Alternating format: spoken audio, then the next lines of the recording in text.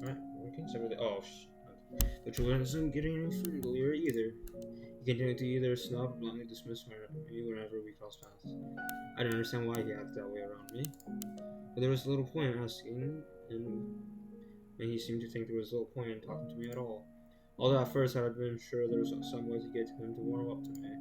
The more time I spent in the mansion, the more my willpower began to feel like it was at its breaking point. I could tell myself to stay positive until I was blue in the face, but it only worked for so long. House. The moonlight shone quietly through the stained glass window, illuminating some of the room. I hadn't noticed until now, but the room with the stained glass window appeared to be modeled after a chapel. Rows of pews faced the window below which sat what used to be a pulpit. There was very little left of it, though an awkward length of silver was mounted on the pulpit's front face. Well, it was, I assumed, formerly a cross. Upon further reflection, rather than facing the window, the pews seemed to be pointed at the pulpit. Perhaps the cross hanging on it. I wasn't sure why there would be a chapel in a mansion, but I had no one to ask about it.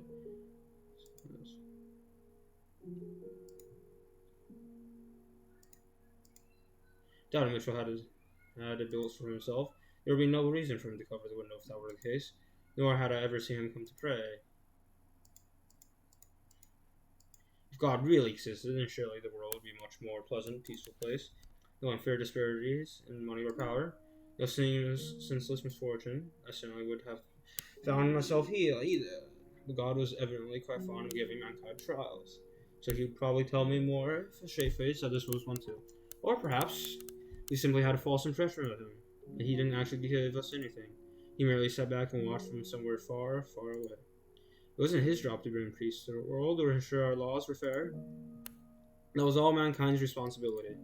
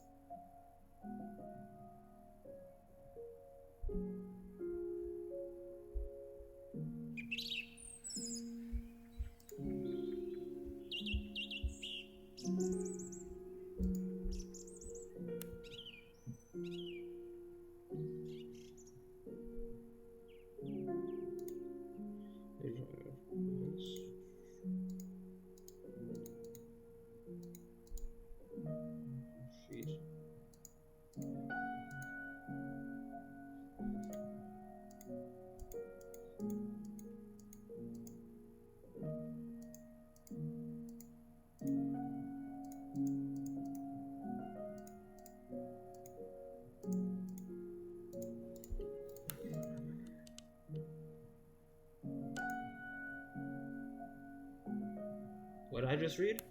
I was the daughter of a merchant who ran a shop in the capital's main street. Okay. Father had passed away in a plague, so it was just me, my mother, and my older sister. It would be a lie to say Minnesota was doing well. We struggled to by day to day after taxes, but we couldn't just abandon the shop and leave the capital either. So we tried to make the best of what we were able to take in between the three of us. Then my sister fell in love with a moderately well-off aristocrat. My mom and I were supportive of her and her desire to marry. But their union almost fell apart because she was not suitable for him. Well, L parents, I suppose, for the aristocrat. And also L aristocrat, am I right? He could have just been more forward or more rebellious. But no, his parents come first. The merchant was hardly the lowest class. What we lacked instead was wealth. We needed another source of money beyond what the shop took in. If only we had money, my sister could get married. If only we had money, my mom wouldn't have to work so hard. If only we had money. It was then that someone from the distinguished Bollinger estate approached me. He said they were in need of Abigails and would love to have me. He said it was I agreed to work for them, and Bollinger estate would take care of my family. Generally speaking, more noble houses took Abigails from other lower-ranked noble houses. I don't know that from any history at all whatsoever. I don't know what this custom came from. I think it's just story plot lines and yada stuff. It was unthinkable for someone of my status to receive such an offer. So if I took it as a once-in-a-lifetime chance and accepted the offer...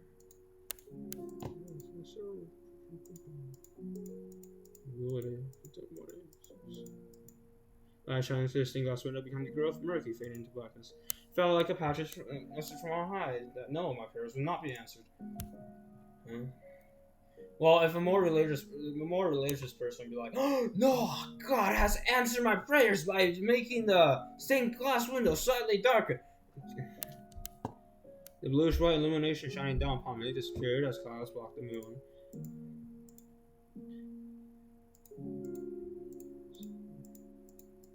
And now it's Mitchell. Us. No building.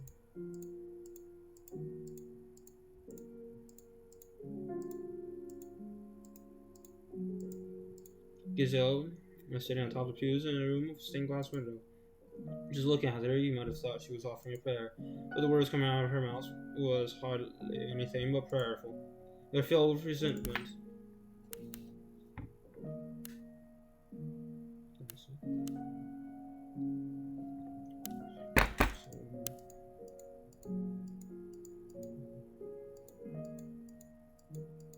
I gave Gazelle, sitting in the pew with her head dropped, a cursory glance before leaving the chapel. I had somewhere else to be. The bitterly cold outside the air felt like dozens of needles flying into my lungs. It had been so long since I stepped beyond the mansion's walls. A thick mist canopied the night skies, blocking out the moonlight. Naturally, the heavens did not rejoice at my leaving the house. It had been 10 years since I'd seen the mansion from the outside, and it hadn't changed one bit. A gloomy scar upon the earth, shrouded in darkness. Hardly the kind of place someone would enthusiastically approach. Nevertheless, it was better than that house. Okay. Yes.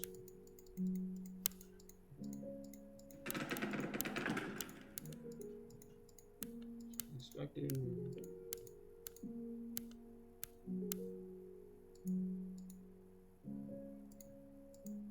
This man lived in a small cottage not far from the mansion. Had been hired by the Bollinger family. His job to watch over me. He said we never actually interacted. He was asked with keeping track whether I was still alive, whether or not remained in the mansion. The monthly package from my family was delivered to him, which he then passed on to me. It was just instantly convoluted, but it was indicative of how much they wanted to avoid anyone learning about me. The mouth servants visibly rattled, and afraid too, but not because of the difference in our social ranks.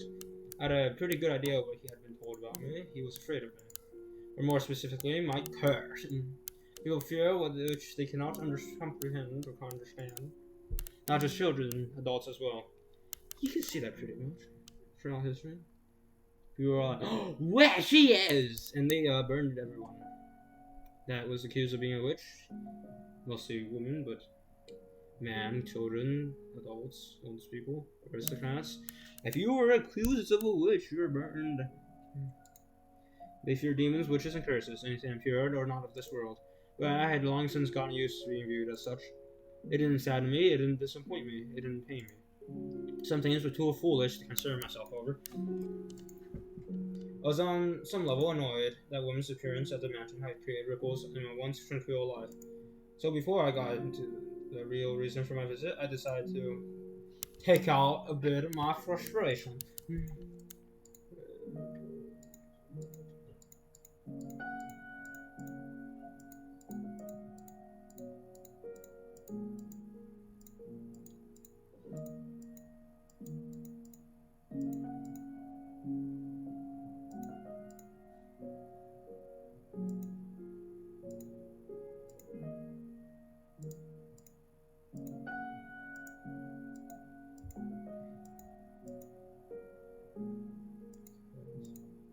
And fell behind the look on his face said, "You are cautious."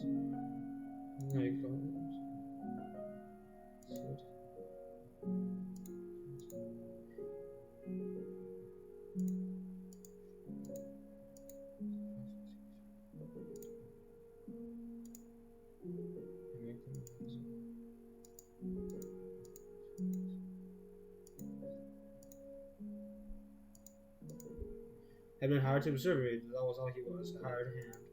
He would be privy to the Bollinger. He wouldn't be privy to Bollinger's family internal affairs. Okay.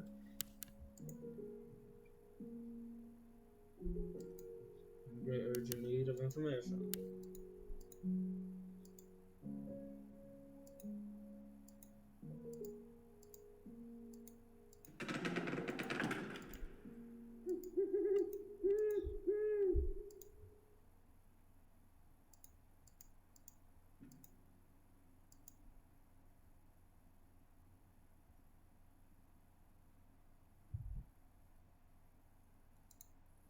Damn, Mitchell's not exact first.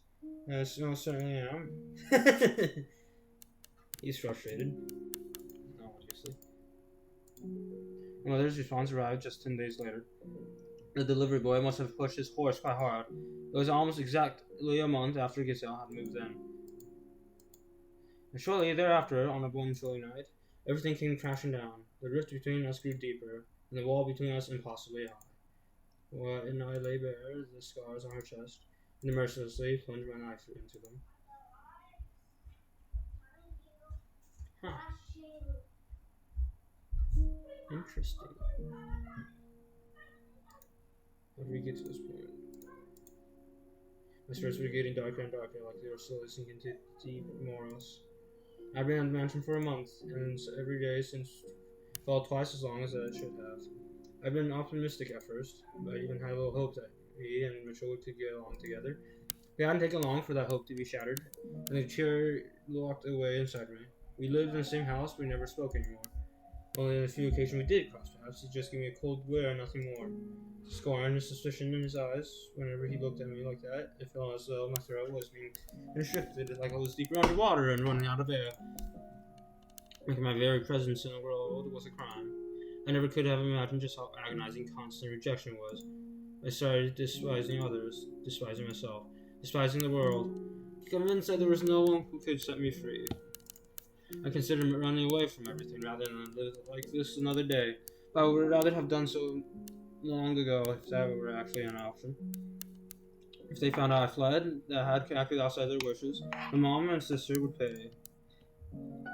And I succeeded in allowing my sister to get married and my mom to live comfortably. I'd given them happiness. I couldn't take that away from them again. And after what I had to go through to do it.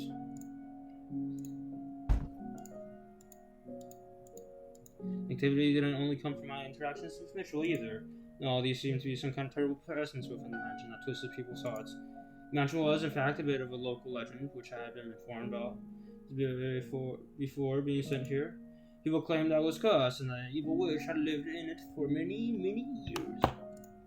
Mitchell joked that he was a witch, but I didn't believe him. Anyway, if I was to remain in this house, the situation needed to improve a lot. I was going to lose my mind if things kept up as they were. I could get him to open up even the tiniest bits. Then maybe that would make living here a little easier. I was going to try to make us best friends or anything, just repair our relationship enough that being around each other wasn't torturous.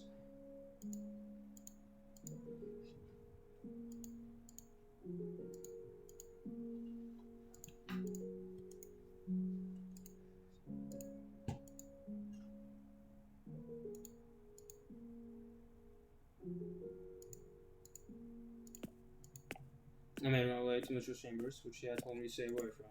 My shot was slow and ponderous, but at the very least, I did my best to keep some semblance of a smile on my face.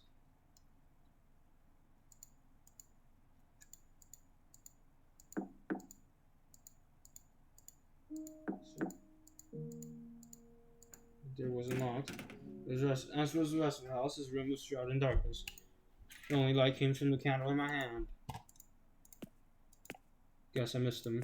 It's probably best if I don't stick around for too long. He already has got less than a stellar impression of me. I don't want to imagine what happens if he thinks I've been snooping through his room. I spun around on my heels, taking a step towards the door. My car saw objects draped in black sheets. I knew I had to get out of there as quickly as possible, but I was intrigued by the object.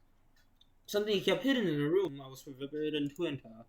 Maybe it was a clue to discovering Mitchell's secrets. I reached my hand towards the object, knowing good and well I shouldn't. Was it because I wanted to learn more about him? Was it because I wanted to hear down the vow that he hid behind? Or was it the whispers of the witch?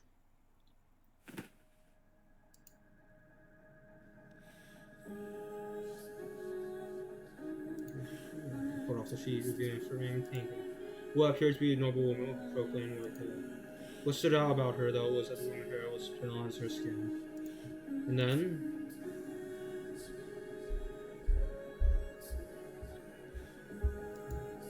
I noticed something else.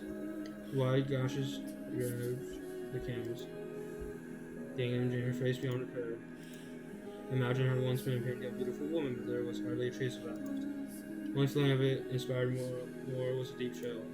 Damage was not accidental, it was deliberate, angry, and contempt emanating from within the frame, stifling. A thick, suffocating blackness seeped into me.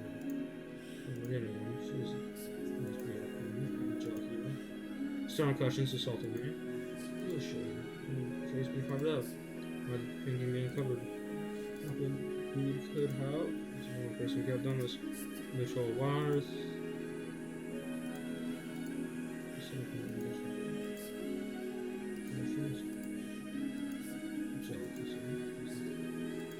I was trying to make this an excuse, but I think I've got on. All I could do was tremble.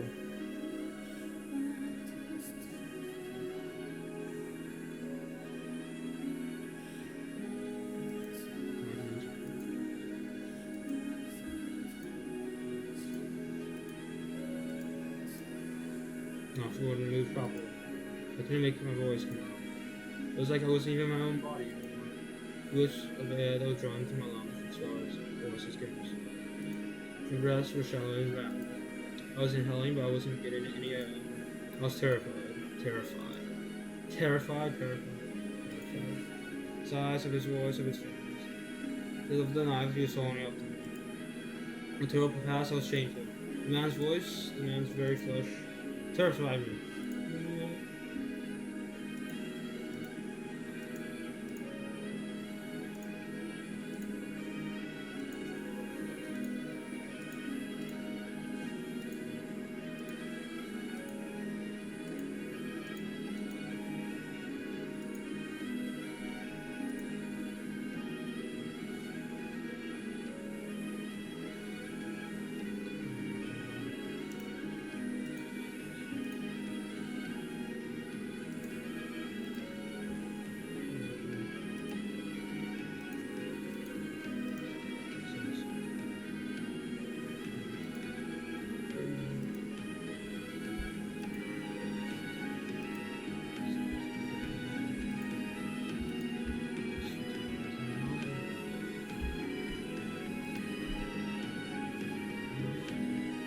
Damn, Mitchell, aren't you the brightest one around?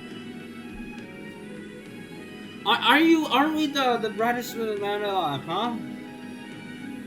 Ah, yes, if she knows not a thing, then you're like, alright, let me tell the girl who knows nothing about why I am alive and the secret and damn!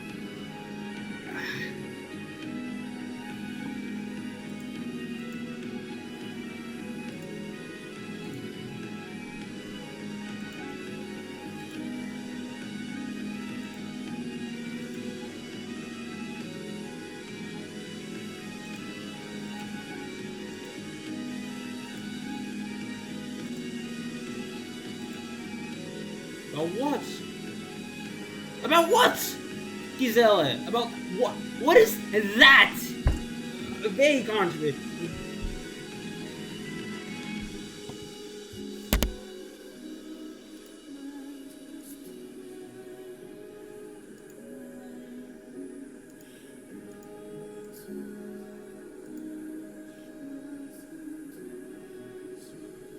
Why can't you say anything?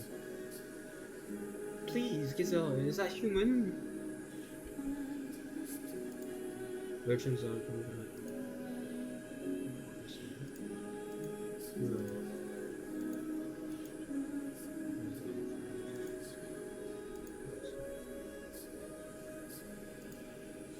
Noise. Everything is melting. You know.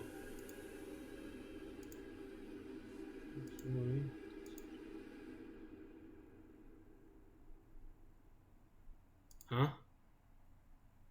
What? A moment. That was right.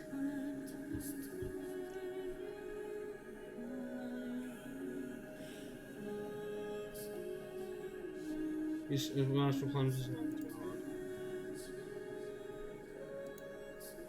He carved through my chest with those words, causing me to completely lose my control of myself.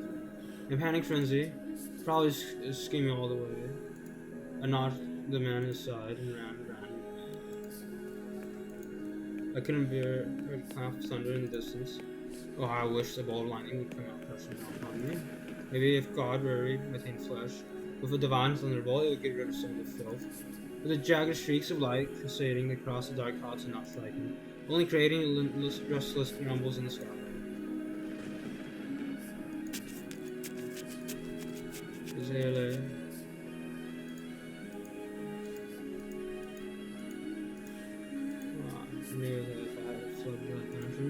I would like to be causing trouble for my mom and sister, but I was helpless to stop myself.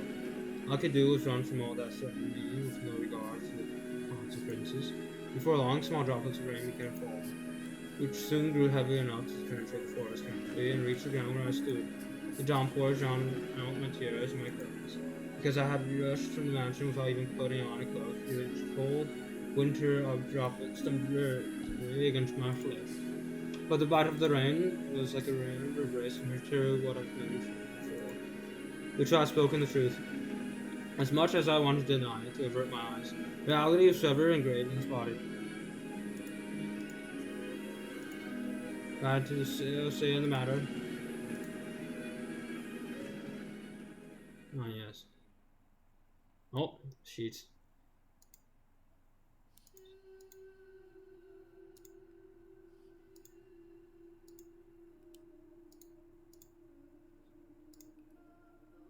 Antonio?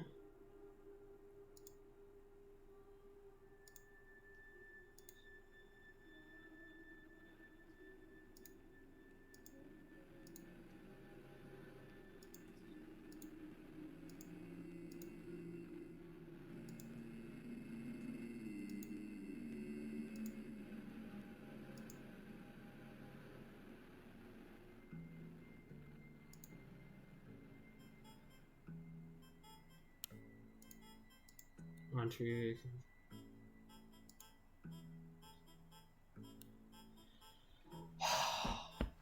Ah, yes.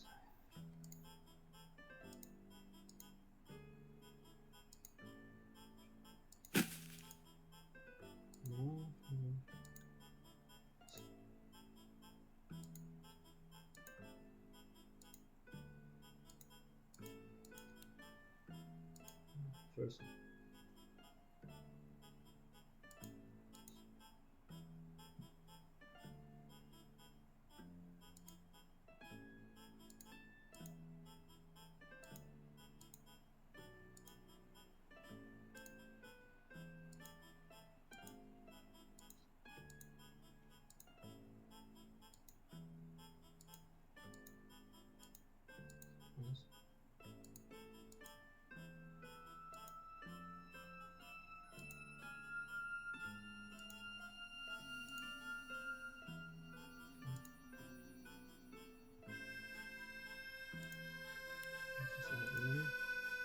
Rising streets.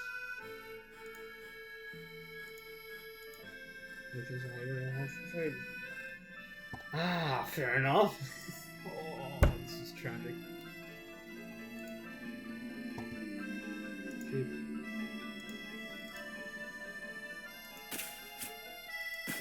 He's an older man, so I'm expecting he's very strong. But I couldn't break free of his grip, and I found myself entirely at his mercy. Beneath the gaudy outfits lay a hungry beast, and I was seeing the creature's true colors for the first time that day.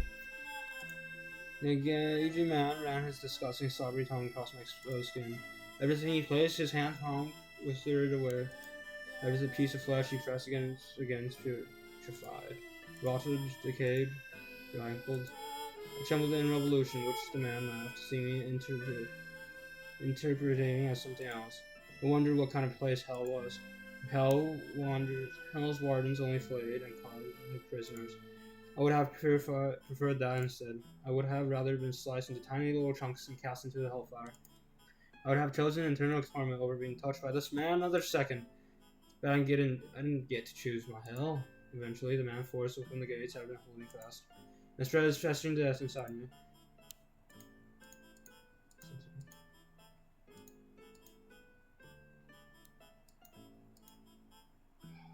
Tragic. She has long.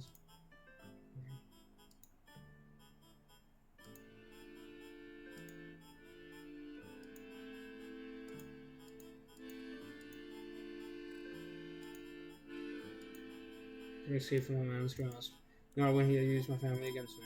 Some weeks I could just not go to his chambers, my one feeble means of resilience. When I did that, he would send another Abigail to come find me the next day. I can ignore his summons when he got other people involved. And when the two of us were alone, the master would come up, and he would disappoint me for not showing up before taking care of his usual business. On good days, he would leave bruises in inconspicuous places, mad in his eyes.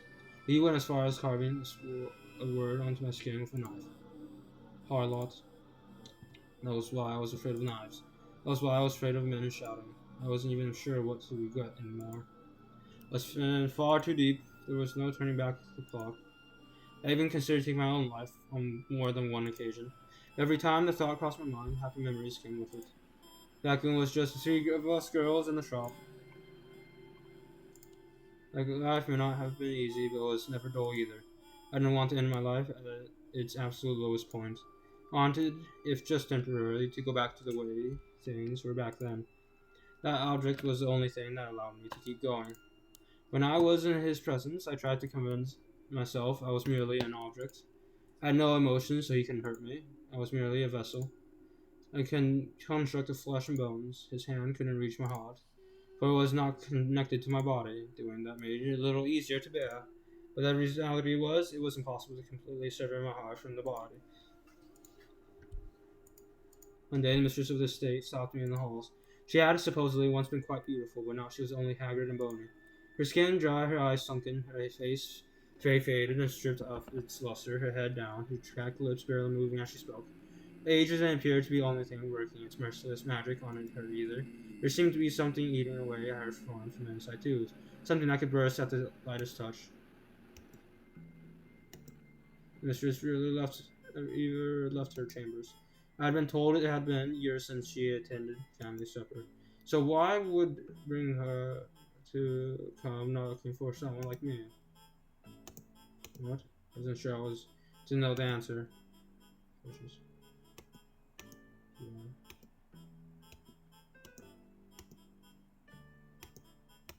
She was telling this.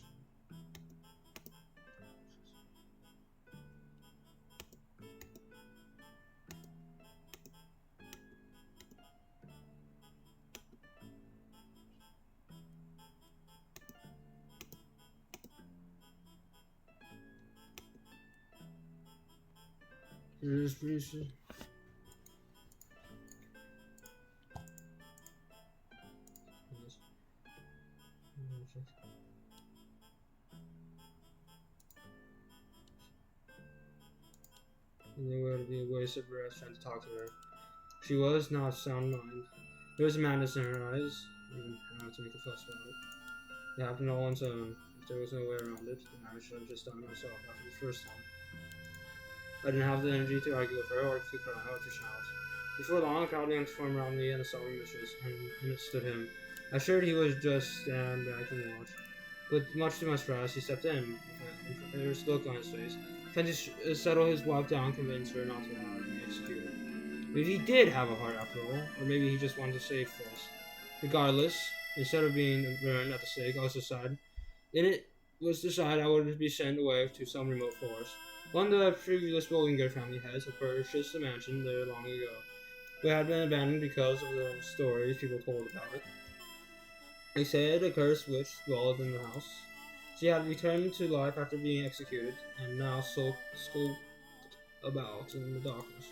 It was a perfect place to banish the sinner, and so, accused of adultery, I was in a carriage on my way out of the capital the next day.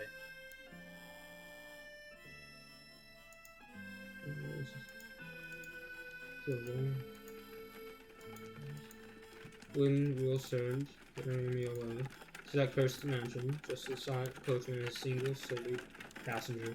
Looking out through the window, I could see city walls slowly fading into the distance behind us. I doubted I would ever set foot in this land again, ever cross paths the green point again. I was saddened in reality, but at the same time, I felt a surge of relief. I had finally escaped from that house. I had finally escaped from that man. This sense of freedom slightly lessened the weight of everything else I was feeling. A good while after we left the capital, the coachman handed me a letter. On the sheet of parchment was a rather startling revelation. There's someone already living in the house where I was to reside, the Bolivar's youngest child. But the letter didn't say why he had been sent to the cursed mansion, only that he was there. Beyond that, the letter only made a single request: that I look after him, not ask any questions.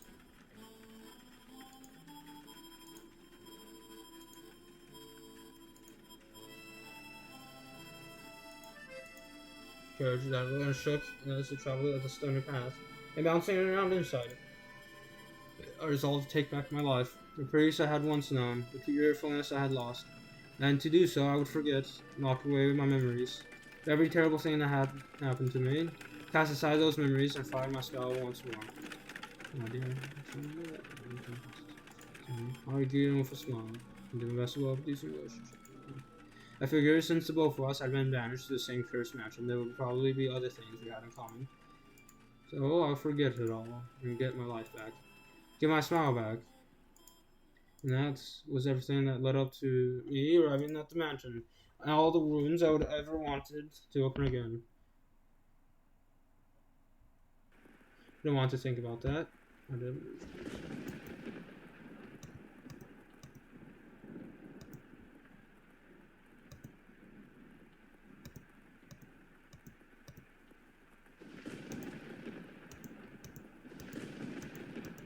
Once the memories had broken free, they all fell back with perfect clarity.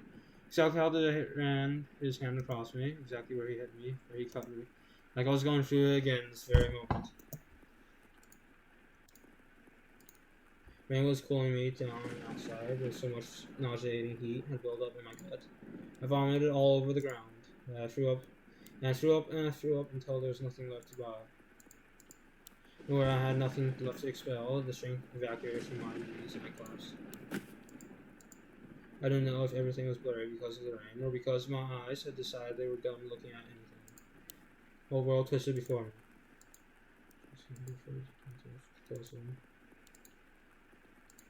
His eyes were terrifying. Yeah, he didn't believe in anything at all, so he probably wouldn't have believed me if I told him the truth. I want to read a motive, there's probably no change in his mind. Such cold rain, but let me see.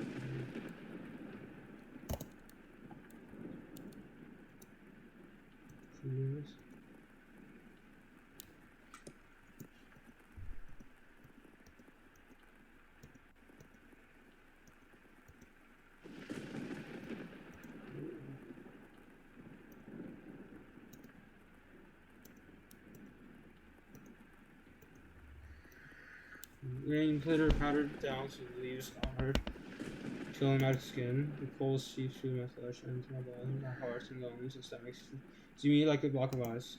My consciousness drifted away from me, and the world slipped through my fingers. More than that fear, I felt relief. Utter black, and that, oh sure, was the end of me.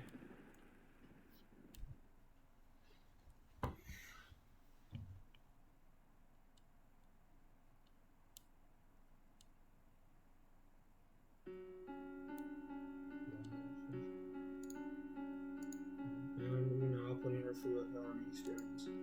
Digging up the memories she locked away, the past she wanted to pretend never happened. Laying out all before her once again. Well, I must get her back to who she once was, even if it means forcing her to endure this. She must remember everything, because I need to know.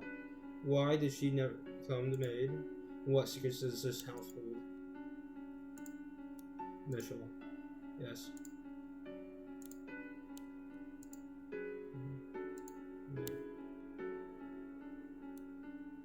What's he searching for?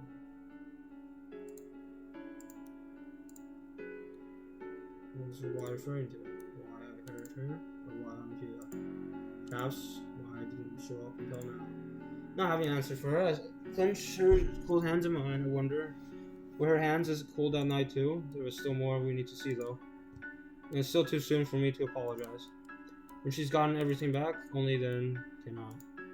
Once she's reclaimed herself, that is when I must tell her. Our story has only just begun. No matter what we go through or what we desired, no matter what we lost or how much pain we suffered, we must not shut the door. Perfect darkness embraced us once more. I can see nothing, not even the woman beside me. But I shall not let go of her hand. I do not want her to slip away from me. I don't want to lose her.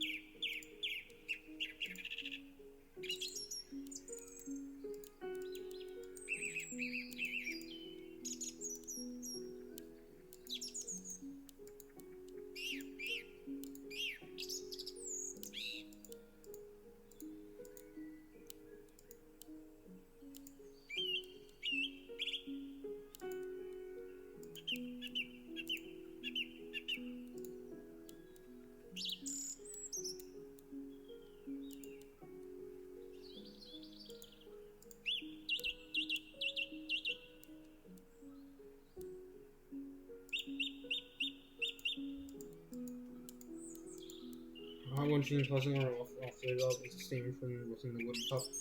Succumbing to the sweet smell, I lifted the cup to my lips to just one sip. And the warmth that stretched from me brought tears to my eyes. Perhaps there really was a kindness in the world. Ripples spread across the surface of the milk. I heard a gentle sigh come from the man beside me. After which he said with a smile, "You should take it easy for the day." I lost the willpower to think about anything. I didn't care what had happened to me or why I was here. Where he was, or even where this was. I spent the whole day in bed, just watching the sun slowly slide across the wooden floor. Felt like I was somewhere far, far away. At times, I felt like a lost child. At times, like a sickly old woman on her deathbed. Watching the sun travel gave me a newfound awareness of the passage of time. The fact that each moment that went by was another moment I was alive. I realized then that it had been a while since I got more than a brief glimpse at any sunlight. It almost surprised me how colorful the world seemed beneath the sun's light, something I didn't get much of in the dark mansion. Only after losing someone do you realize how much you need it. Or milk, the light shining through the window, and a bed that smelled like springtime. With those few things, my heart slowly began to defrost, and I started to gain willpower to stand on my own 2 feet.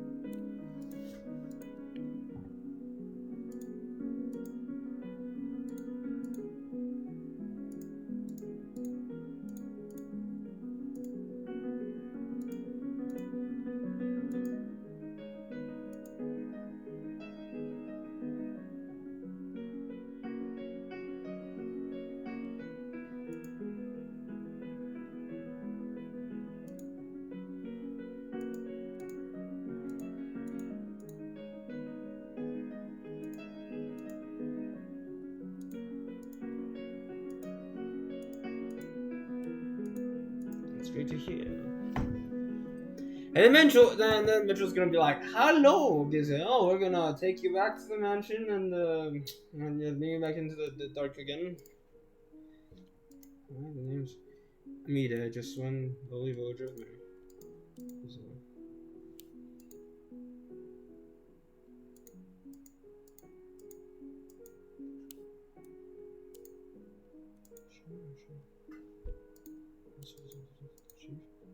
Oh. There's something to do, and reason I know it's hard because of it.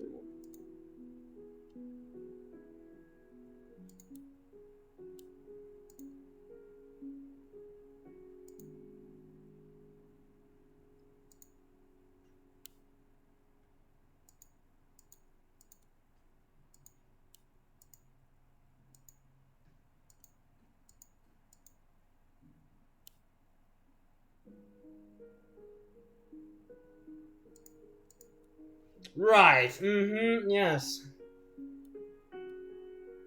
We were blackmailed. It's like, oh yes, Faith, help me.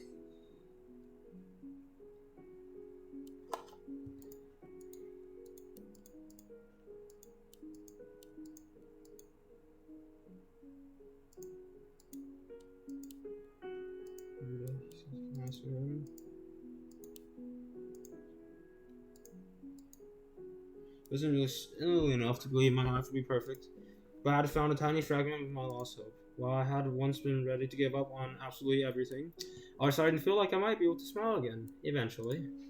Like I might be able to get back on my feet, and in order to do that, I need to cast aside my past once more. But I forget everything that happened at the Bollinger estate and everything that had happened at that mansion. Forget about Mitchell. There's one nagging curiosity, though, that I couldn't make shake. Something had said before I left.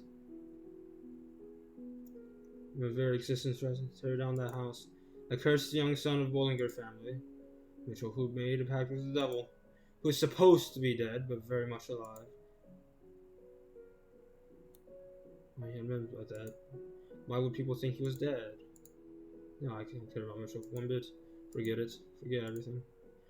That's... Well, a time will come when he'll forget. The house was, as it had always been, wrapped in a thick silence. Kizal's shadow, which had been looking in the halls for about a month, was nowhere to be found. She hadn't come back since running off that day. My secret was still safe. Her efforts hadn't in the end all been for naught. Back to the way things were. But despite my mind telling me that was for the best, I felt a kind of guilt seeing seething in the back of my chest. And any attempts to figure out why only made me feel worse.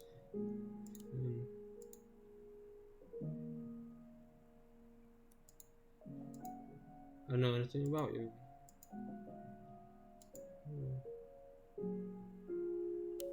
Judge.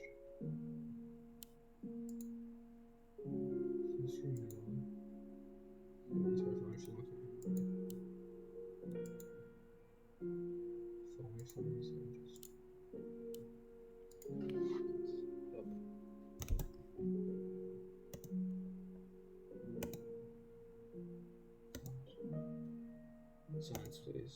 I was pounding beyond belief.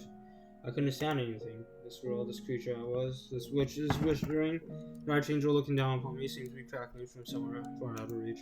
So, for whatever it was worth to escape from his gaze, I once again drew the drapes over the stained glass window.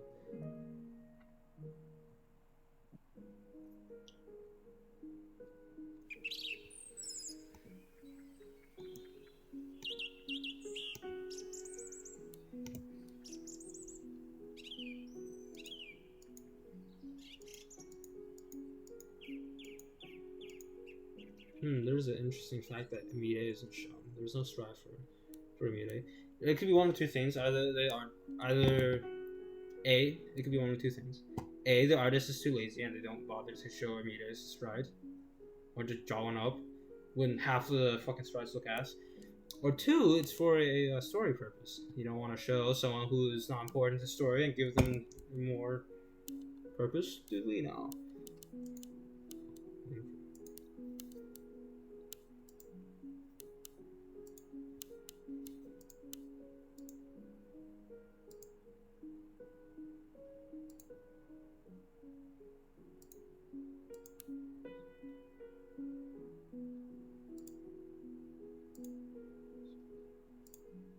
Talking to the lead, we walked through the village. Passing by crop fields and milk house, presumably shared among the villagers. Houses were scattered across an area that seemed far too large for only 100 people. After getting a better look at them, the buildings were dilapidated, looking more like ruins than residents. Like a large city.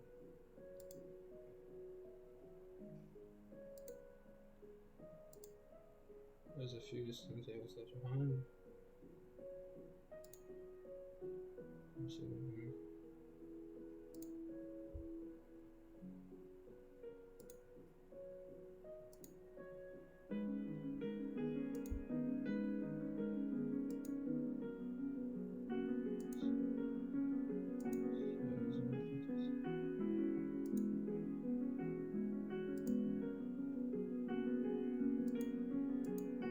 balanced livestock all dead. It was a natural disaster.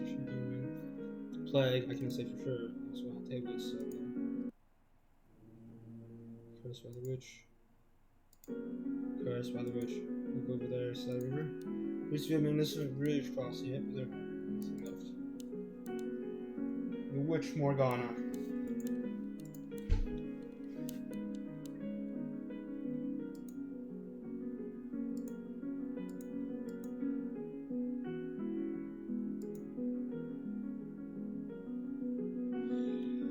Holy sh... Is it gonna be like they find out she's the gazelles from the house and be like, she's a witch, burn the witch, and then she runs back to the house and then she's like, oh, give her a hand, baby, and he gets killed and she's... I don't know, but something's like that.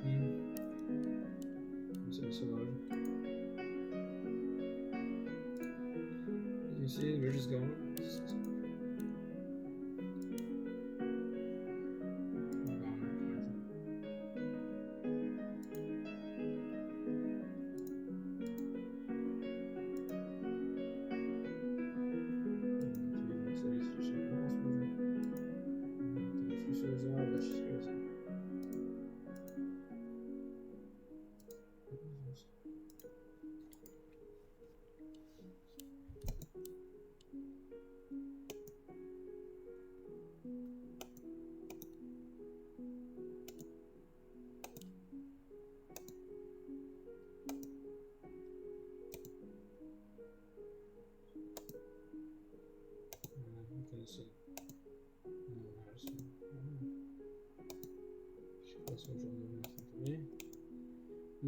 Nothing else to go. I ended up in a small village.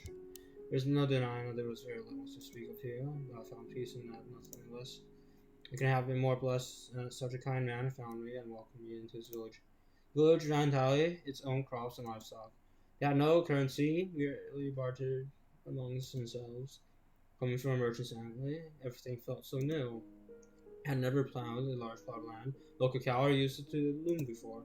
First, I wasn't sure what to think, being such a departure from my lifestyle in the capital. But over time, I grew more comfortable with my new life, and the people of the village started to think of me as one of them.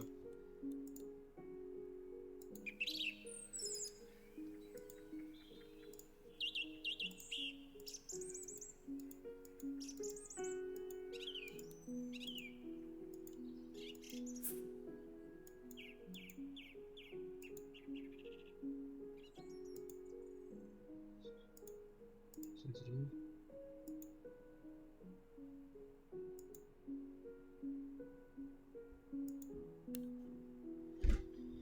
Again.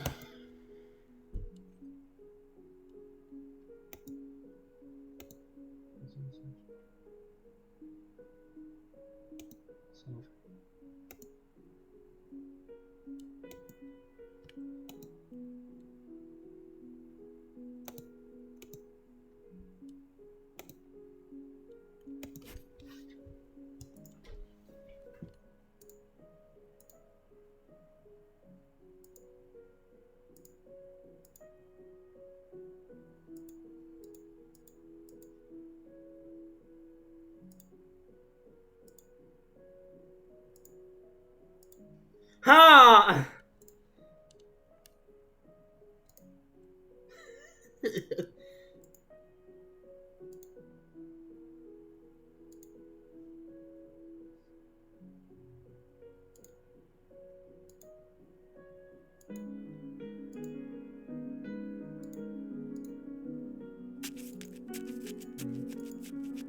It is a nice film. I'm sure they'll be very wonderful. I can't help feeling something isn't right. Yeah.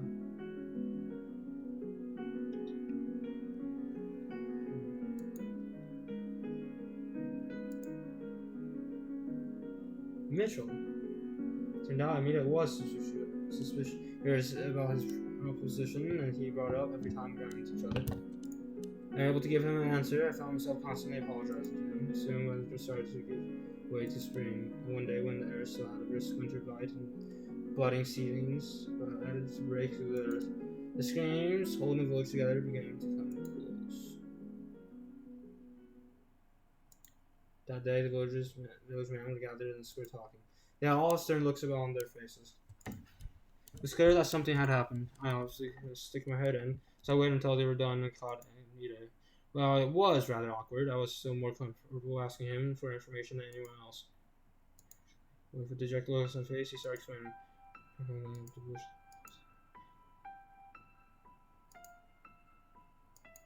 Addition, he let the man repay 5 years worth back.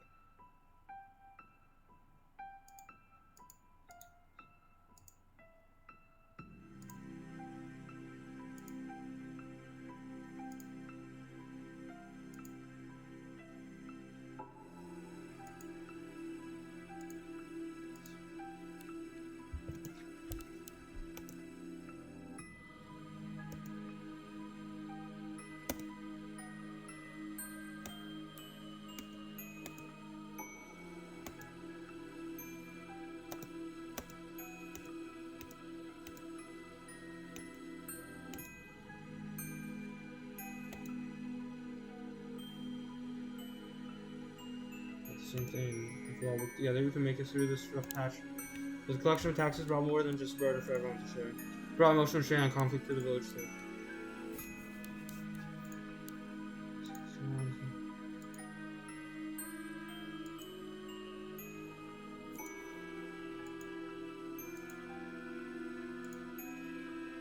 Easy to comfortable lives fall under attack. Villagers suffered to become their own property. And cooperation was only temporary. Before long, everyone became a threat. The negative energy only built on itself. It's growing, accelerating like a boulder, rolling down a hill, and it wasn't long before their sight saw me, the outsider.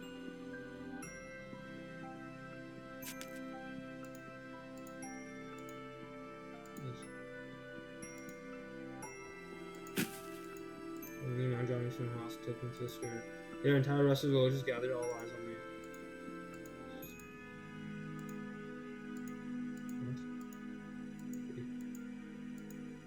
Crowd appears to want to know quite well. The ever affable village representative. The man who had saved my life, in his eyes now, was contempt, anger, scorn, so many different shades of negativity. Recognized what I saw and glared immediately at someone who had been subjected to those looks before. But why? Why, for what reason was he looking at me like that? I couldn't make sense of what was happening, so I just stood there stupefied. So lately, the village just one.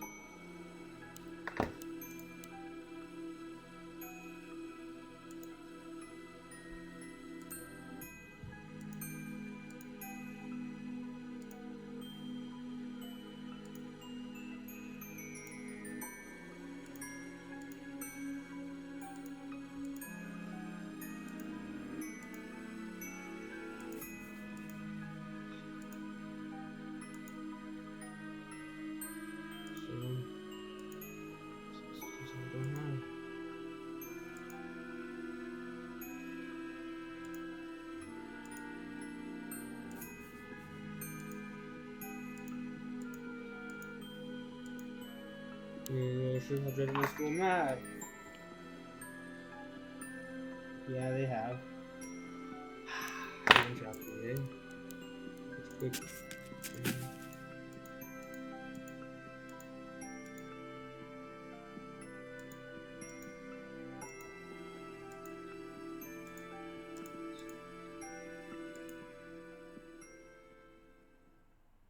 I was dragging to his house. I called in a chair and they shoved one of these before him.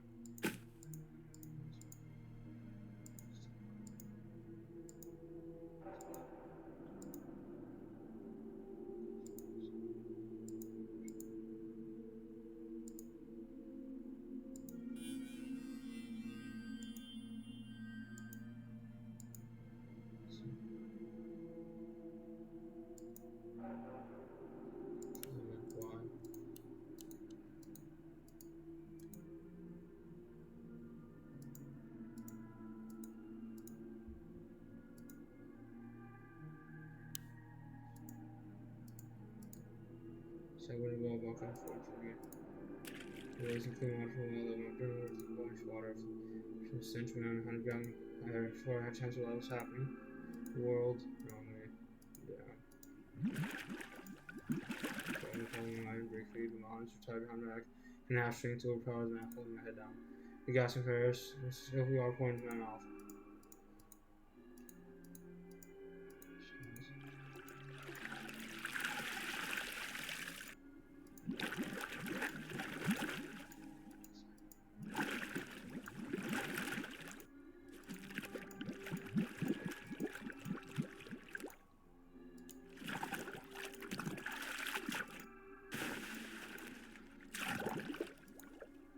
This is great. I was gonna give him no time to rest. My head shoved into the bucket, pulled out just long enough for me to seal breath before going back in, over and over. My personal room, objective the abuse I was receiving. I prayed for a good harvest with these people. They had taught me how to use the balloon, something I'd never touched before. We had laughed together, lived together. They were normal people, perfectly normal, ordinary, kind, helpful, friendly people. Not all cruel or inhumane, but now they burn with a frenzy that overshadowed all my memories of them. And every single grass, gargle, gasp, and grunt they forgot from me fueled the fire. I laid with madness so down upon me, rejoicing on my suffering. Conscience was slipping away from me. I could hear nothing, see no chattering. It was all passed through my ears and real noise, nothing I could make sense of it.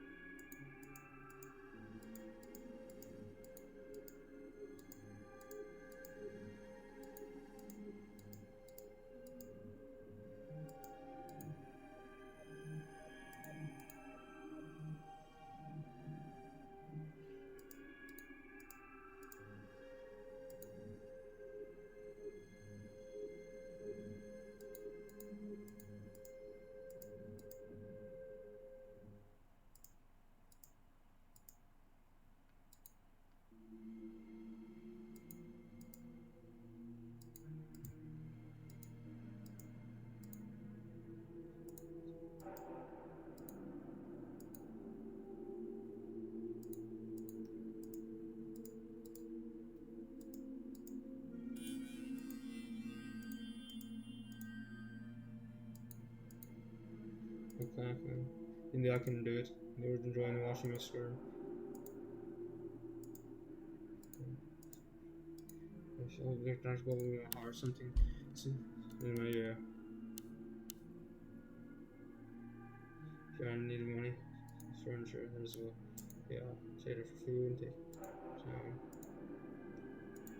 something that I can get.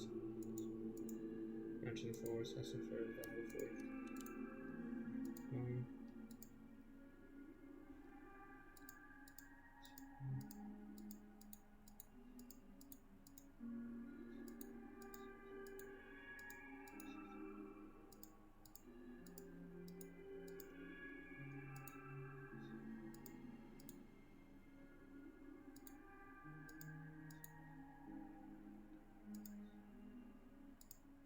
so awesome books.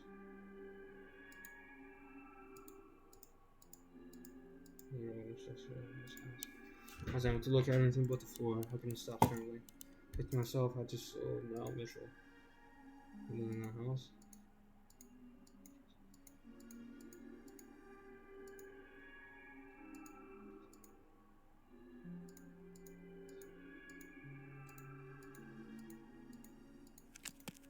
Across the spring time, I found myself trekking through the dirty forest. Thought I would never set foot in again. How had I ended up here? How could I I could never manage to avoid saying to myself in these situations. And who would have guessed that my reason for returning to the mansion would be looted? If I forgot to show even a little mercy, then sure Mitchell wasn't around. Though I knew that the chances of that happening were almost zero. After several hours walking, we broke through the thick woods and the mansion appeared before us. Like a surrounding house was weak and inviting. Even the midday sun seemed disinterested and shining its light upon it. So on the surface, there was nothing much, not being much of anything impressive about it. The entire mob stood speechless before its overwhelming presence. And their weapons, and they were fueled by avarice, which gave them the courage to approach the place they wouldn't normally otherwise. So,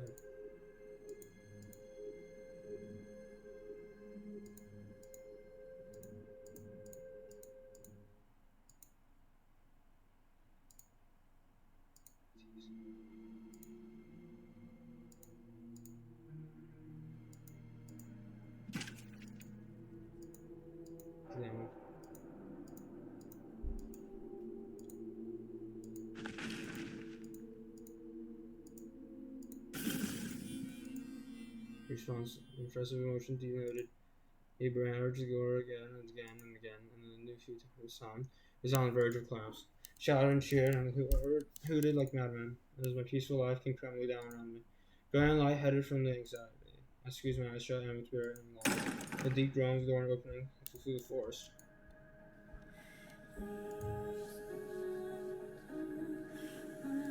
The world went silent. The time had come to a stop.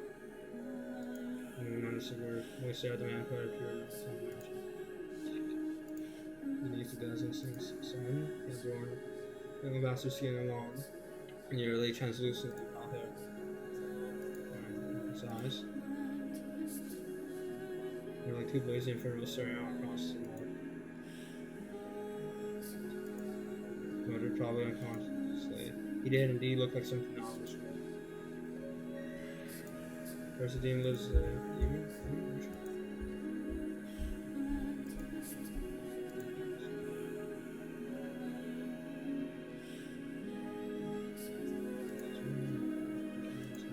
So what's your purpose? You wish your demons. What you call me with it? Our troops shall not change. Internal affairs. Flash follows the moon, and over the both those beneath the skin as it visuals. You hold my hair, ugly, devoid of color. Like, L-Mans. No, not L-Mans. Yeah, this that's a Giga Cat. It's like, alright, bunch of villagers. Move to my house. Let's use the good old rumors about Understairs being occurred. Yes, wish, a demon is pure. Call me whatever you wish, for the truth shall not change. I carry with me the Christ. Behold the flesh, and behold my ugly devoid of color, also to the devil as part of our pact. Behold these crimson eyes, a symbol of the life with spilt at my hand. I shall bring calamity upon you as a witch of legend. Indeed, famine, plague, catastrophe, suffering for generations. The moment of your deaths, you shall regret ever coming near this place. What is that? Well, it's a place.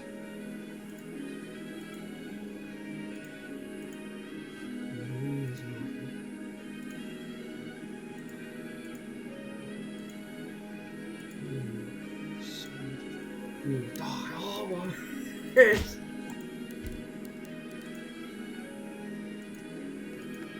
Well, so much has gone back. The villagers scrambled into the forest and made it. Now, who had rescued me at that night? Went right along with him. Is there kindness in the world? I wasn't sure what to think of either. His voice trembled down, and I couldn't lift my head. It was such a gasp when I had no idea what questions I should be asking, or what should I do? Well, I should be sad about, even the first thing.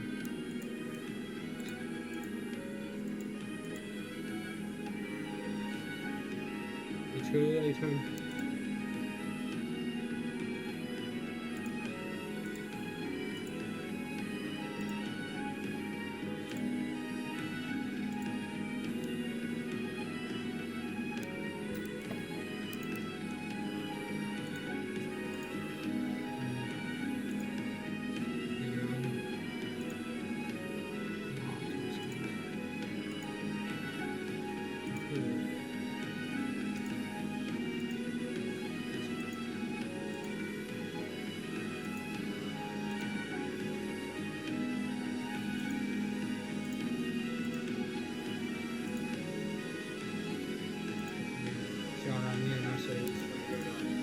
Somewhere in progress thought process.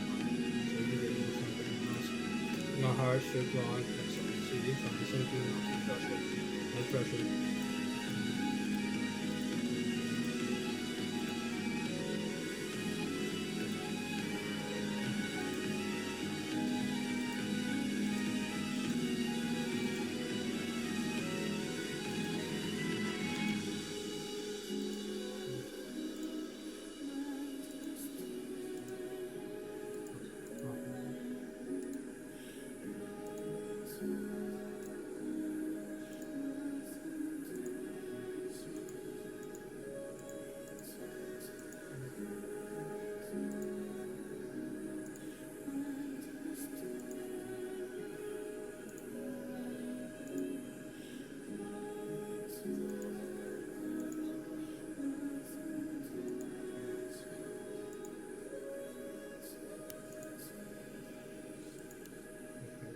idea what I want to hear.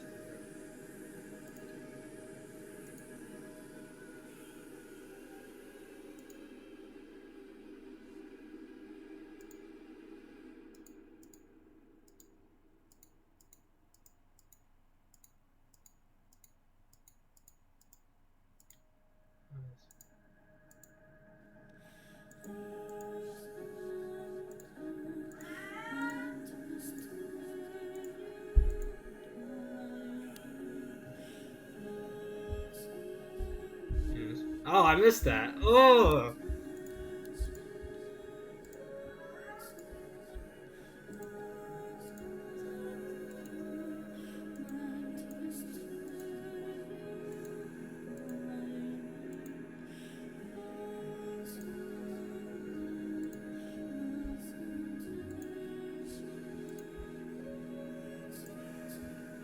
He's sorry now. We're sorry now.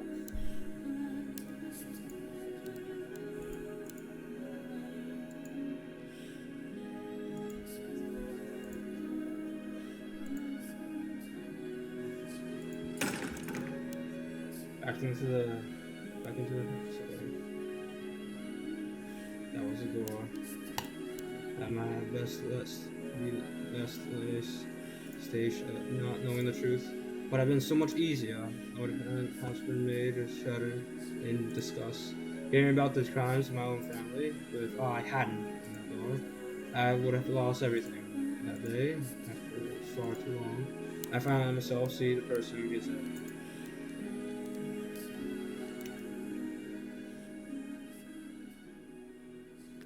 Giselle didn't recover for some time after I managed to get her inside. Unsure what else I could do for her, I had sit before the fireplace and waited in silence as she sobbed. I had no idea what I was supposed to say who was crying. Was it normal to offer them a warm drink? I don't know. I did know I needed to reflect on the things she had said outside and try to make sense of them. From there, I calmed myself and prepared for the conversation we were to have, unpleasant as I was sure it would be. A considerable amount of time later, Gazelle stopped and drew to a stop in an impressive silence, stepping on to take its place.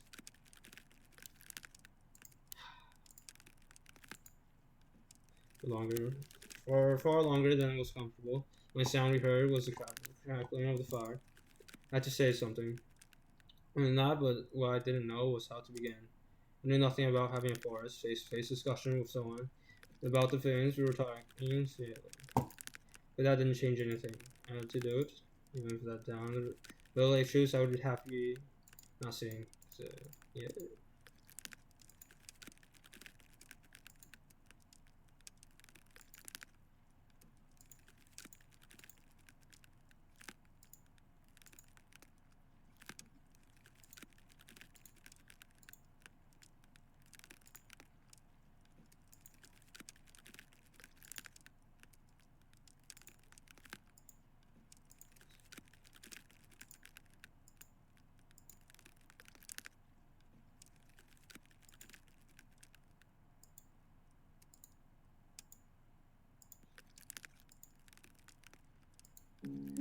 He told me methodically the answer tells me. Told me how she accepted the offer from the Bulgars to work and San Abigail to earn money for her family. Of how my father and Antonian their plans for her, of the things she did to her. She spoke dryly, simply putting words to each one after the other. I had already seen how she felt deep down, and had heard her pain screams, which were undoubtedly genuine. I think she was trying to deceive me. It was just kind of old wounds being torn open, and even I could see that. Perhaps my own experiences were what allowed me to see it. Regardless, I had realized too late. I should have seen it sooner. She described it all mechanically to being detached from what had happened to her. To protect itself. With that, I had no doubts. Still, the things she told me were almost unbearable.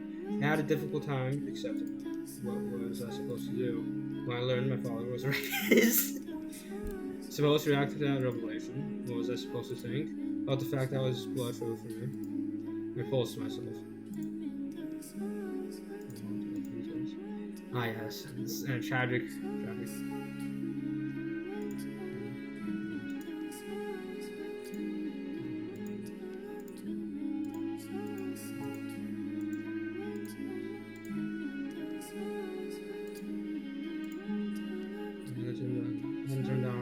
mercy. I only did it so because I didn't think I could take it anymore. I averted my eyes to protect myself. Going inside, everything exhausted and done.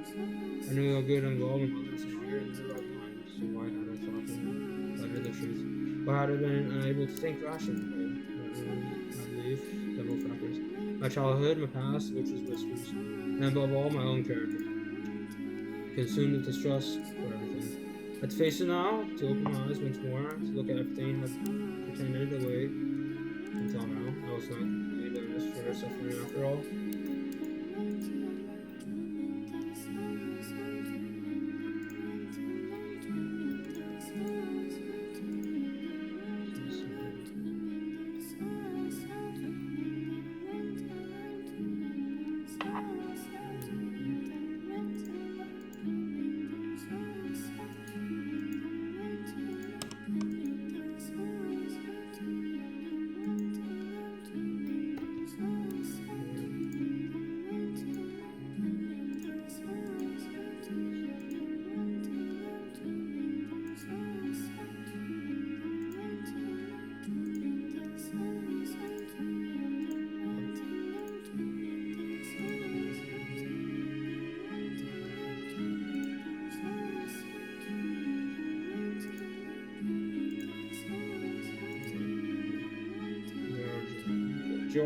Jorgas!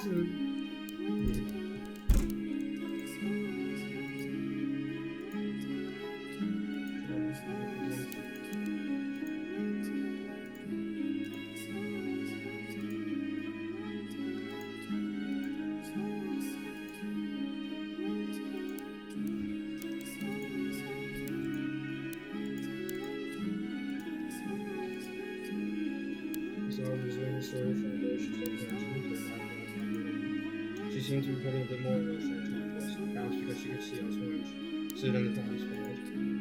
There was deep sadness on her face as she described that night in the rain, listening to the thunder when she gave up her living. I knew I had causes. She had been told me over time she tried to live a revolution. Now at first my life seemed wonderful, but in time it had come crumbling down, and then I thought she wouldn't be able to tell me this about what happened there.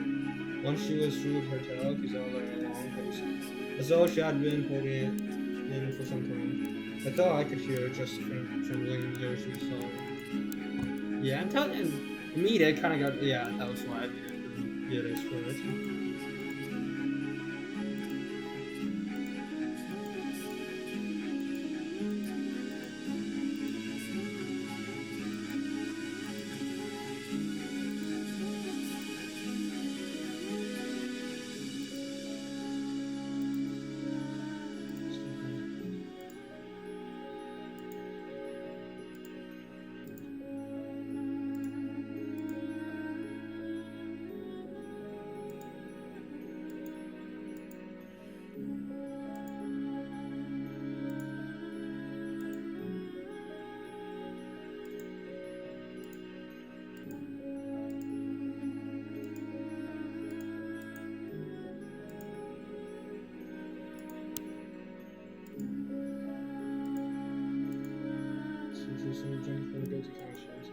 But now she realized that pouring a constant stream of salt onto her unremovable wounds. What a damn fool I was. What did I get you so?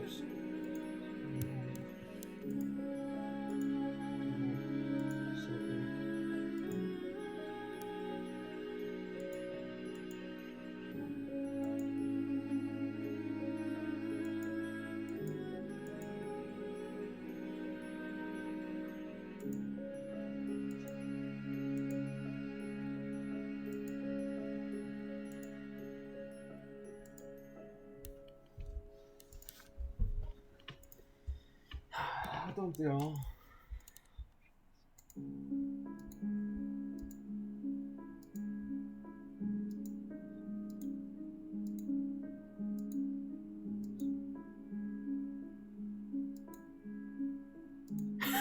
wait.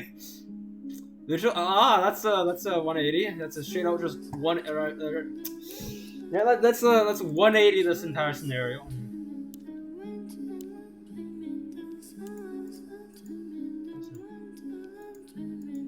Shame.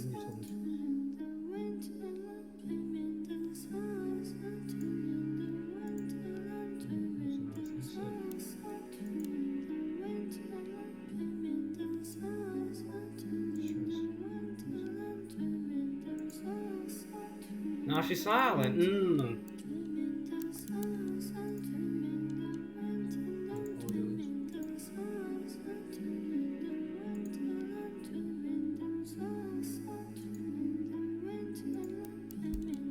Moments of emotional sometimes. Now, the guilt.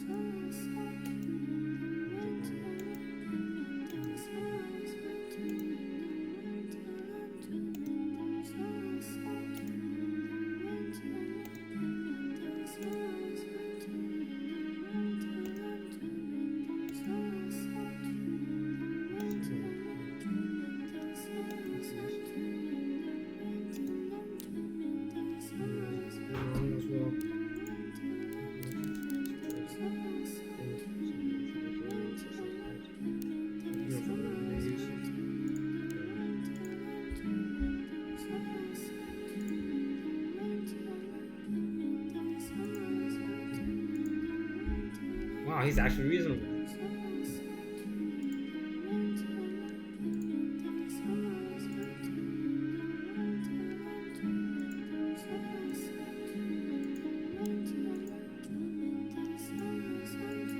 Give a little smile, welcome.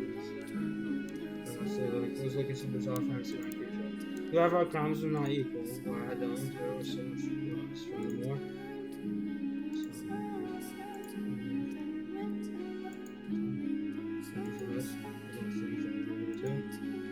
her McGraw was ceasing all of my family, even when I had ever come into contact with.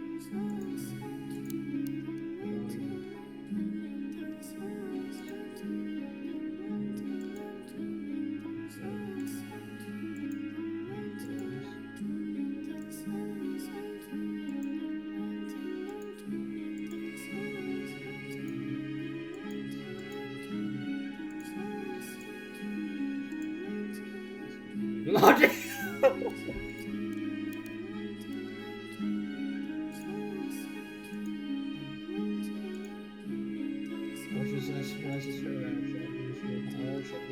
Refusing to splash me to try ritual, the sash was smiling. Even more unexpected was the fact that I felt disease.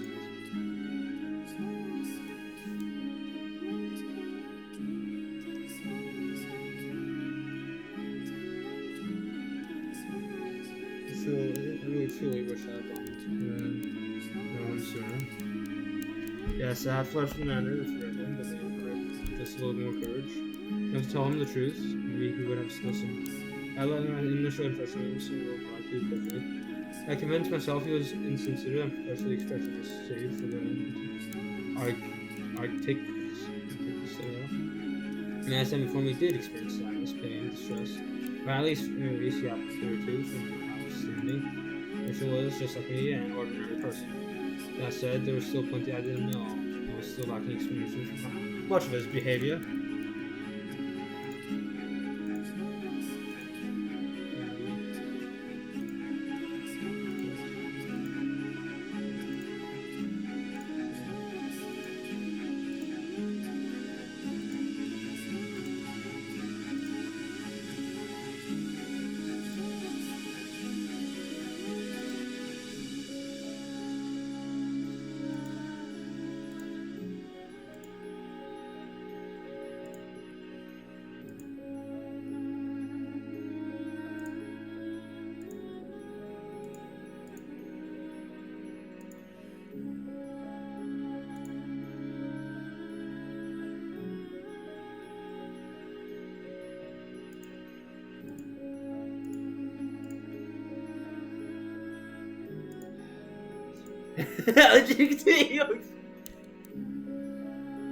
Ah, yes.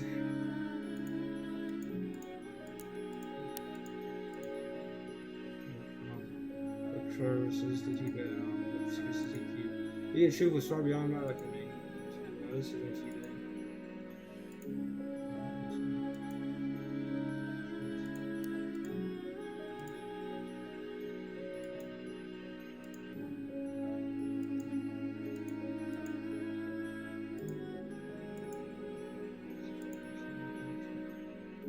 Awesome. Good. Let's just chase the villagers away.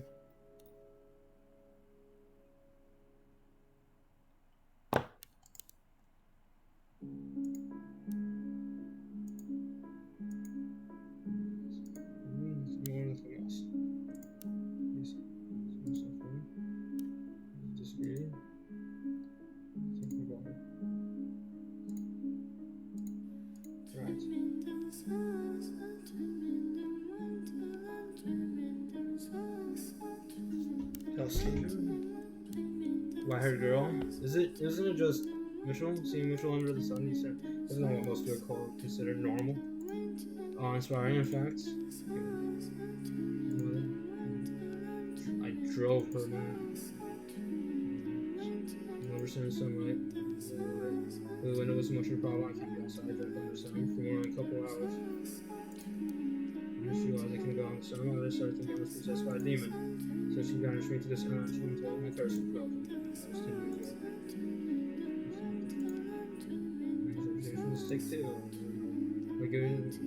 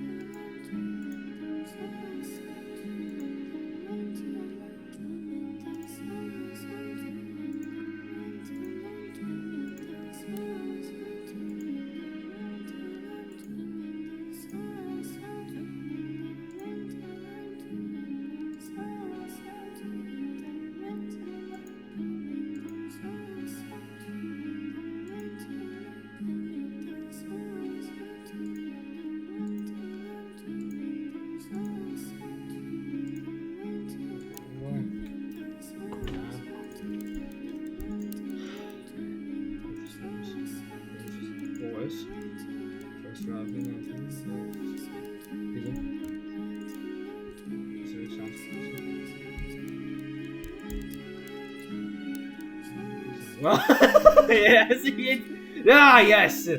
Not at all. I would trust you. Sorry, maybe he's not well. Yes, that's how I speak.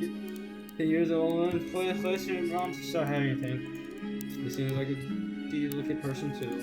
Thinking about all that, I'm really sorry for him.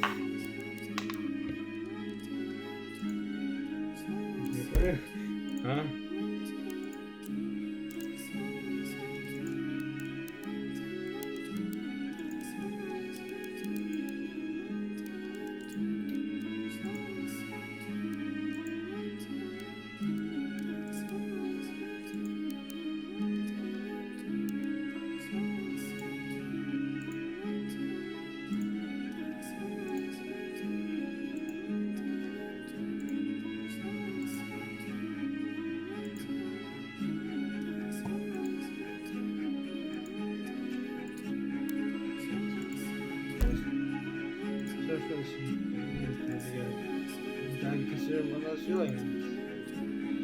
Ah, yes. We have a hopeful girl, and then the village.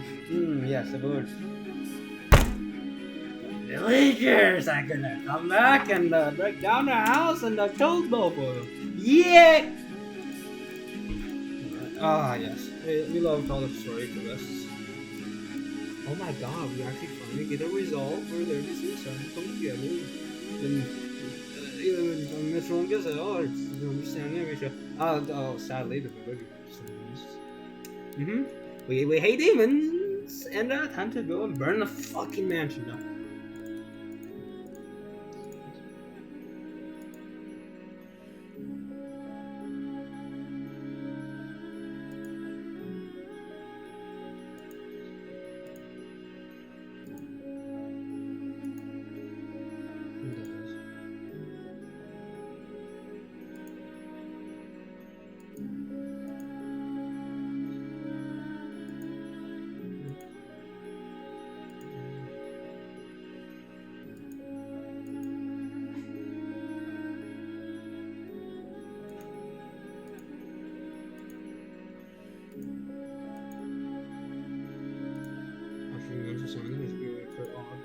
While we couldn't do anything about the windows had been blown out, the two of us opened the floors open the ones that were just covered by rusty over shutters. When we got to the first one open, the room streams light like nothing I had ever seen before. Flying into the dark mansion's halls, and as soon as we would never come. All we had to do was walk to each other and listen to each other, and everything else would fall into place. It was the first step that was so hard, so much harder than either of us had expected. Now the ice was melting, well, we had to treasure that. May not have seemed like much to someone else, but to us it was a huge accomplishment. Yes, 1099. Mm-hmm. Sure, bet. So,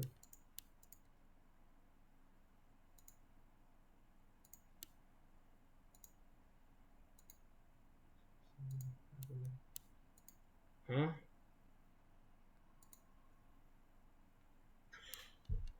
Good job. She. Oh, I was like, oh, okay. Like, it's a reminiscing about the past. Thus saith the Lord of hosts, a woman has a king. He sends. She has lies, she has stolen, she behaved her fellow men. Basically made up.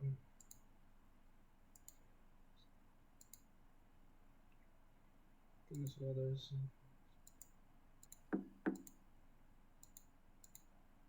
I don't know.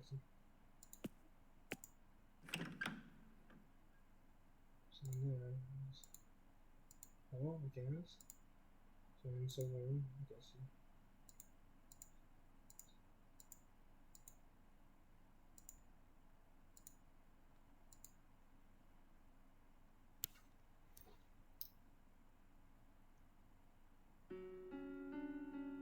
Made. I shine through the windows, all the whole darkness. As we saw our time together actually existed.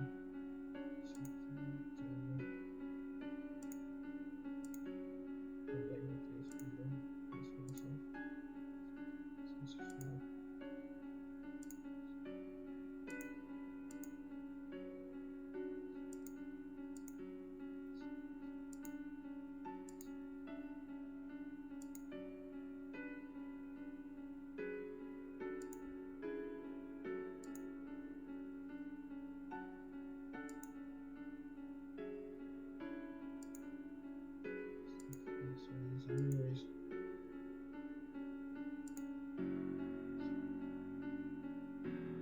Losses.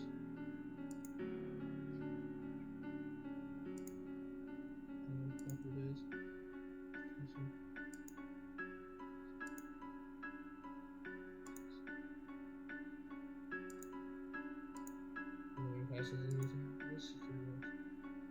Go now.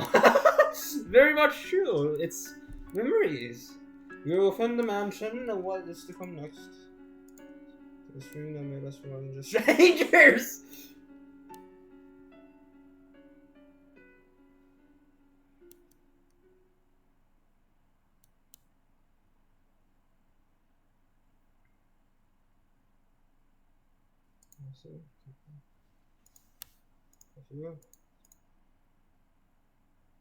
That's it. Huh? So what? Here.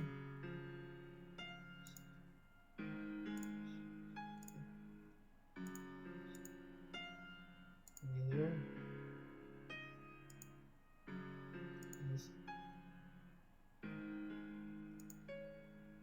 Feches aos olhos e rouba minha lábios. Secreta-me espetam com boca fechada.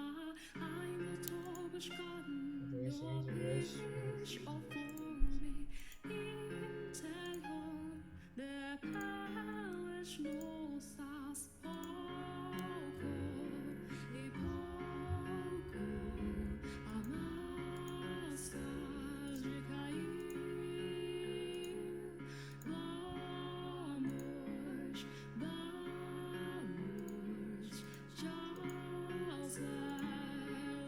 Pearl.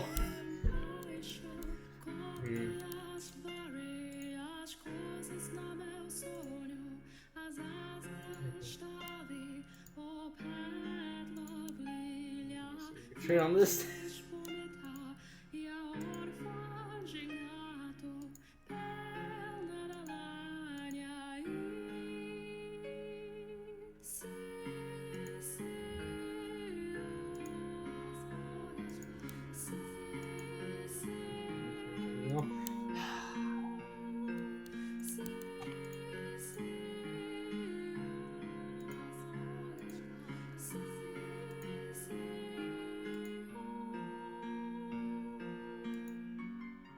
dust all over the place. It's all you can focus. Now, I'm not going to use escape from Morpheus' embrace, but I could see well enough to capture sound right now. That was the first time gone a good look at her in the light. I could see facial features I missed during yesterday's competition, and those glittering eyes. Not even a trace of tribulation she had endured tainted her pure jaded eyes. She just wasn't looking. Joel, please. Ah, fine. And then, Bill Chris. Yeah.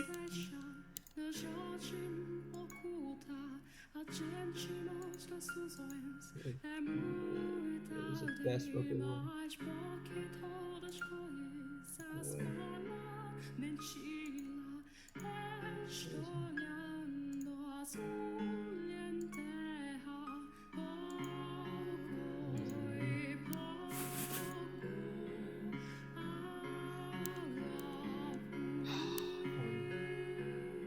Oh, such a stories. Oh my god, I forgot to mention. First season, look at Mitchell's face under the light of the screen. Watching him way honestly from on the bed. As the little details I haven't been able to pick up in the darkness, his expressions, mannerisms, and the way he looked at me. I could see facial features I missed from yesterday's condition. And those vivid, all-consuming red eyes. What am I supposed to feel? Probably not almost certainly making a really dumb face at him.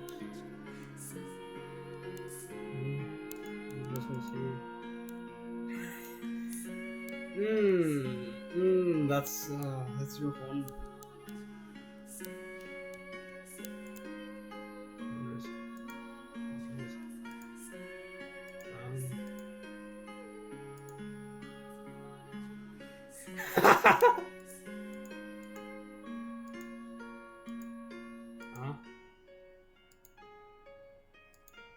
Excuse me. Oh,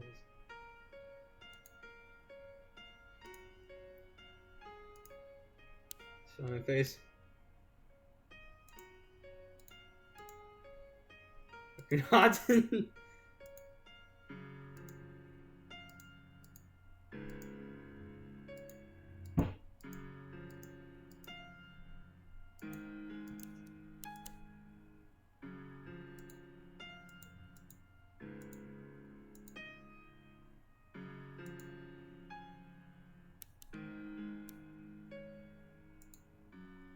Stay away from me.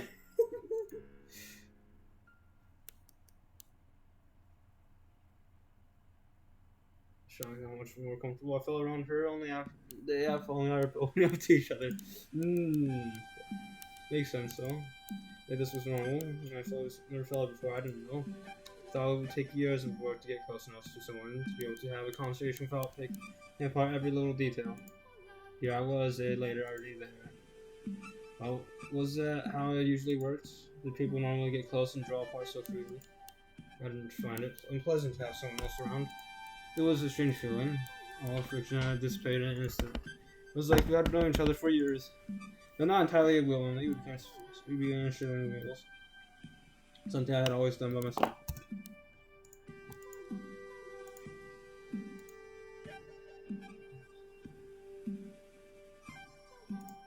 I didn't care for it.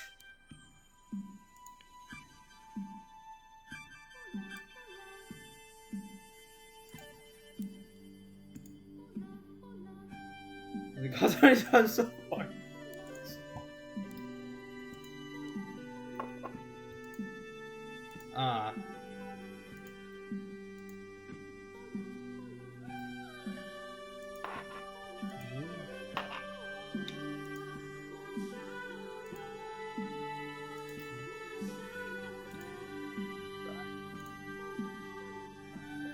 Here's the thought.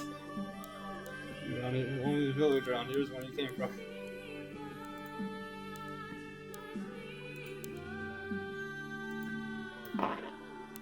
There's servants to the lions.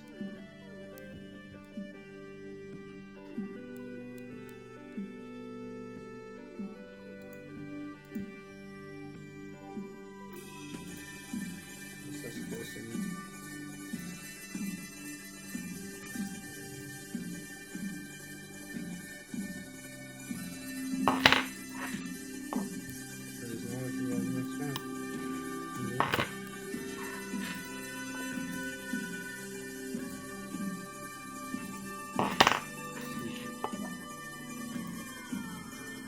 Interesting.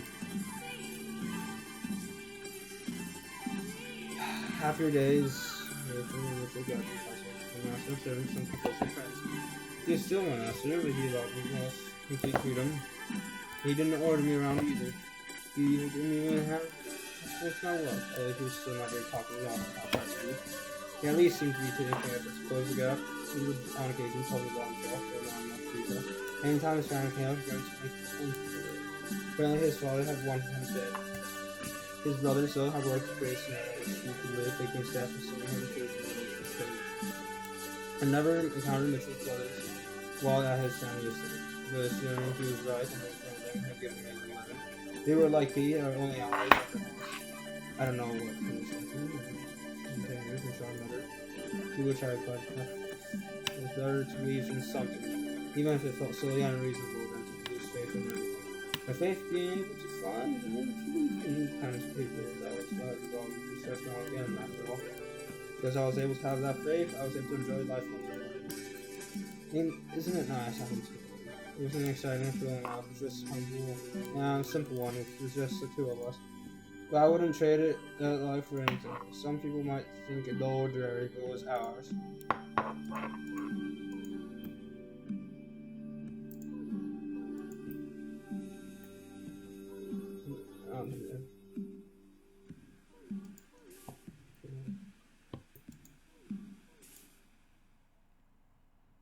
I agree. And I could taste. Tastes just fine. Boiled. Culinary arts. Coffee. Okay, those for some.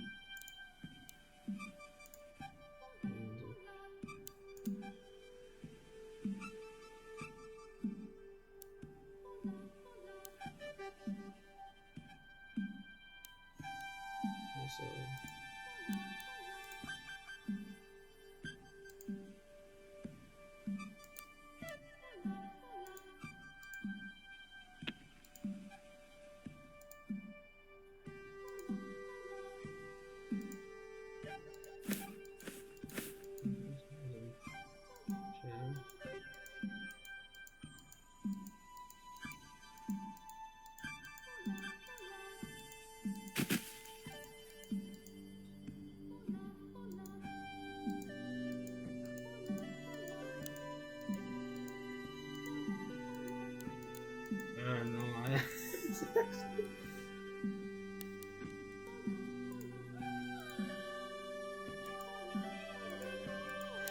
No, oh, why is that snurring in there? Oh, maybe they like each other fine.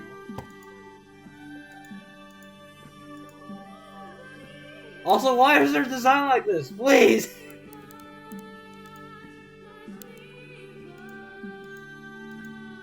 Do something else.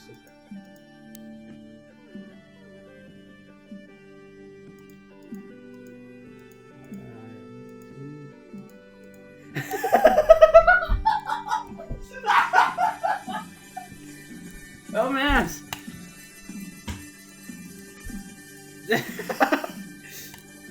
What?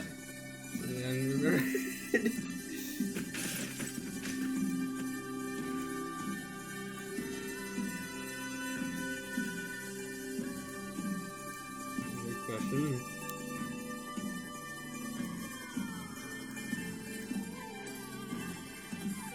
Meditate?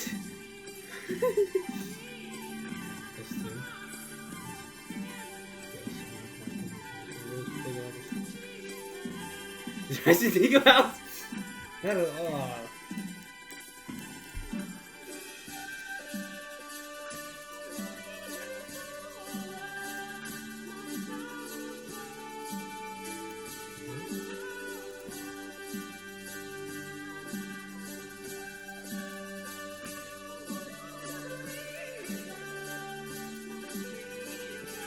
Corn.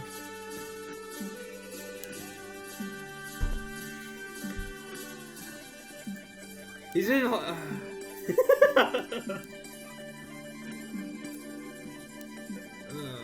He's played chess by himself for 10 years. he could be basically the Grandmaster at this point, so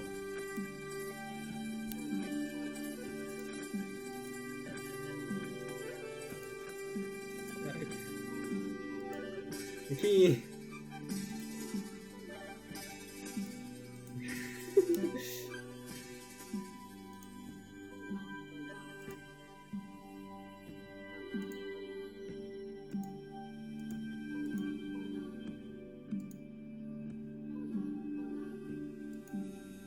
has.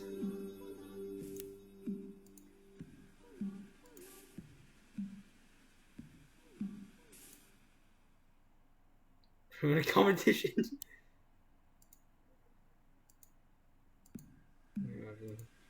Hmm.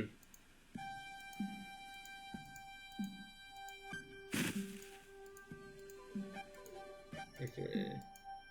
I mean, she's a maid, and he's been.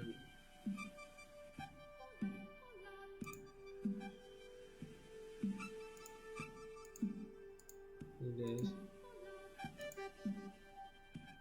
That jump. Hmm.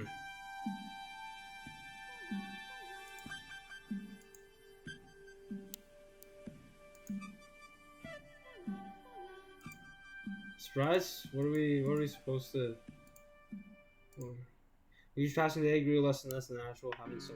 Having Gazelle always by my side, and I began to more freely engage in this silliness, whimsy, speaking my mind, emotion. I could say her name, and Gazelle would turn around and smile. And Admiral said not long ago. For 10 years, I lived alone. Solitude had been my normal. But that was very rapidly changing out her hands. We were continually getting closer, yes, but not in a romantic sense.